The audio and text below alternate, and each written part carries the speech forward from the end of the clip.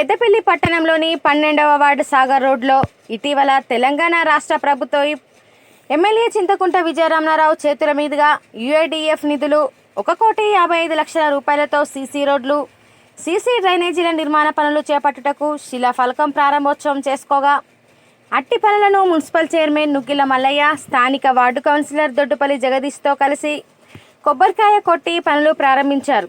ఈ సందర్భంగా chairman, ward councillor దొడ్డుపల్లి Jagadish, స్థానిక నాయకులు శాల్వాలతో సన్మానించి స్వాగతం పలికారు. అనంతరం చైర్మన్ మాట్లాడుతూ తెలంగాణ రాష్ట్ర ప్రభుత్వ విప్ ఎమ్మెల్యే విజయరమణారావు సహకారంతో పెద్దపల్లి పట్టణంలోని అన్ని వార్డుల్లో సీసీ రోడ్లు, CC drainage, under ground pipe line నిర్మాణాలను పూర్తి చేసి పట్టణాన్ని అభివృద్ధి చేస్తామని అన్నారు. అనంతరం 12వ వార్డులోని మంచినీటి బావిని, శానిటేషన్ పనులను ప్రారంభించారు.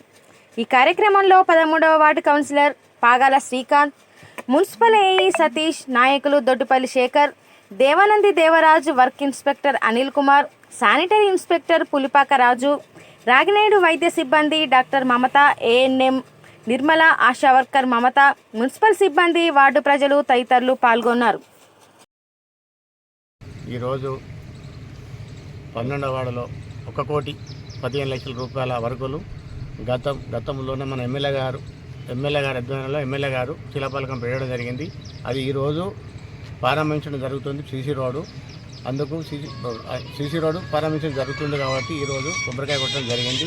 అంతేకాకుండా ప్రతి వార్డులో 62 కోట్ల వరకులు జరుగుతూ ఉన్నాయి. ఖచ్చితంగా ఈ 15 నెలల రోజులల్లో ఖచ్చితంగా ప్రతి వార్డులో ప్రతి రోడ్డు స్టార్ట్ చేద్దామని చెప్పి సందర్భంగా తెలియజేస్తూ, అది ఎమ్మెల్యే గారి ఆదేశాల మేరకు ఈ సందర్భంగా తెలియజేస్తున్నాను.